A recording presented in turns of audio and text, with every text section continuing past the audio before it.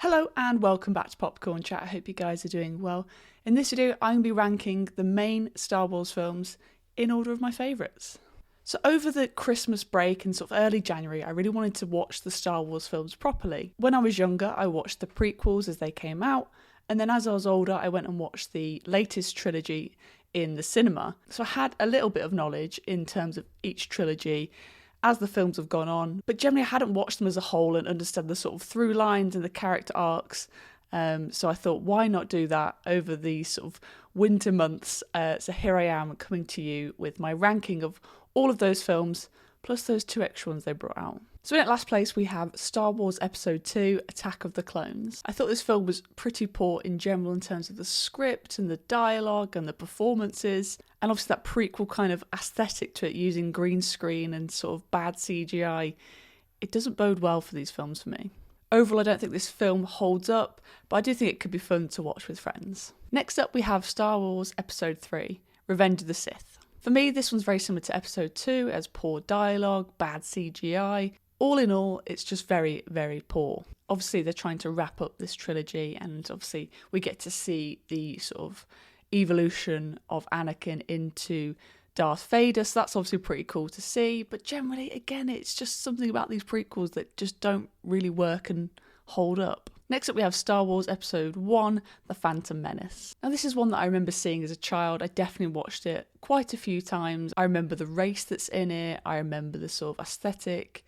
It was pretty good. But coming back to it now, about 20 years later after watching it, it doesn't really hold up. The CGI is dated and distracts from the story and the actor's performance. I definitely prefer when the Star Wars films use puppets. Obviously that's very familiar with the originals, and J.J. Abrams does bring that back as well in his films later on. This is obviously when we're introduced to the character of Jar Jar, and I know from the internet that people hate him, and I have to agree, looking at it now at 27, he's very annoying in this film. Moving on, we have Star Wars The Last Jedi. As I said, I'd seen the latest trilogy in the cinema, and I remember at the time really not liking this. I thought it just detracted from what Star Wars was trying to be. I don't think this sort of character beats and the narratives that especially some side characters like Finn go on add anything, or they just feel out of place for the character, and I think that's the very pivoting point for the newer trilogy, and I just don't think it works. Next up we have Star Wars The Rise of Skywalker.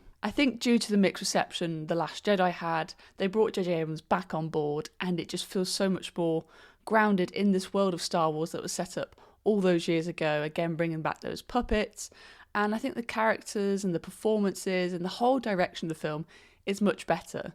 Saying that, I don't think it's the conclusion that I was looking for, and adding in this sort of romantic element to it felt really bizarre, and, you know, like nothing we'd seen in the previous two films had set that up, in my opinion. So that was bizarre. Yeah, it was a slight improvement on The Last Jedi, but again, not great. I don't know if you can see there's a pattern here that I'm not loving the Star Wars films, but we'll continue. So next up, we have Rogue One, A Star Wars Story. I heard a lot of great things about this film. A lot of people saying that this is their favourite Star Wars film. In my opinion, it was just good. It wasn't the best Star Wars film, and obviously we'll get to that. But I think the cinematography, the casting's great, and the whole sort of aesthetic is excellent and fits much better into this world than some of the Star Wars films do. I like how the ending of the film perfectly lines up with Episode 4. It leads you straight into that, even having a little bit of an overlap, and I really like that, and I wish more of the films did that. It's definitely there in terms of the direction, the performance, the whole sort of mise-en-scene, but I think the script could have been better, so it's sort of sitting in the middle for me. So next up, controversially I know, is Solo, A Star Wars Story. For me, this one sits a little bit higher than Rogue One because I think it's just fun. I think it has the ability to enjoy itself, love the characters that we know from before. You know, obviously we have Lando, we have Han, there's lots of great characters that we're familiar with. I don't think some of the casting's great, especially for Han Solo, but I love Childish Gambino as Lando. I think he does an excellent job. Emilia Clarke's great, Paul Bettany's in it. There's some really, really great actors in this, and I think it's so fun. So I just enjoyed it more than Rogue One. Yes, maybe there's some more technical elements that are better in Rogue One, but this was just fun, and that's what films are about sometimes. Yes, there are cheesy parts in this film where we see Han Solo get his name, and we see how Chewbacca gets his nickname, so they're obviously playing on that, and that's, I think, a lot of prequels fall sort of victim to. I like how a lot of the characters meet for the first time and we get to see that. And I think the performances are good because the casting is good as well. So next up we have Star Wars Episode 4, the original.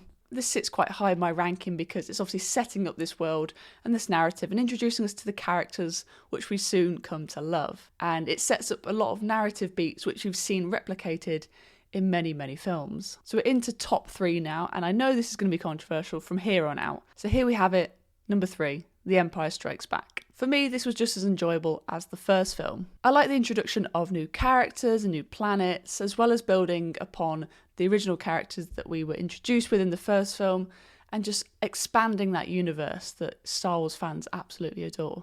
And obviously being a child of the internet, there were too many lines on here that have been quoted, and I was like, yep, that's a meme, or that's a quote I've seen somewhere on the internet.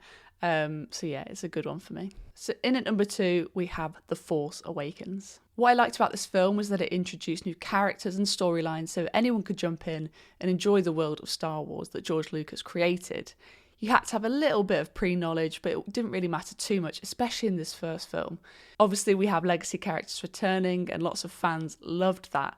And it was great to see on the big screen, and hearing those reactions from the crowd was absolutely amazing. I think J.J. Abrams just understands sci-fi. I've followed a lot of his work since the days of Lost, from Star Trek to Star Wars. I think he just understands this genre very, very well. So I'm sure you've been trying to work out which one hasn't Sarah said.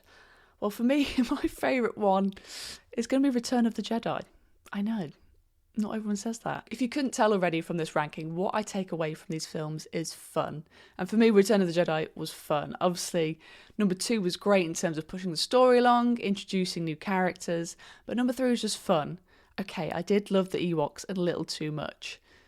But what can I say? They're adorable. I really enjoyed this film from Jabba's palace to the ending. It was a great film. Honestly, the Ewoks really made the film for me, and I've researched it, and apparently they have their own TV show or own film, so I'm definitely going to seek that out. But they were just the best thing, and I just wanted to see more of them, not just in the last episode of this trilogy. Overall, it doesn't take itself too seriously. And on top of that, it concludes the trilogy really nicely. And I think lots of Star Wars fans are happy with the way in which the first trilogy ends. So for me, it's one of my favourites that I could easily watch on a Sunday afternoon. So there you have it. There's my ranking of the 11 main films in the Star Wars universe.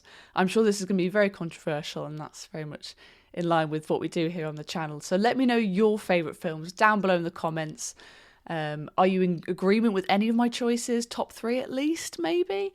I'd love to check out your thoughts because everyone's different. Everyone takes something away different from these Star Wars films. Overall, I would admit the Star Wars films are okay as a franchise. I think it's an okay set of films, but there are some, diamonds in the rough, shall we say.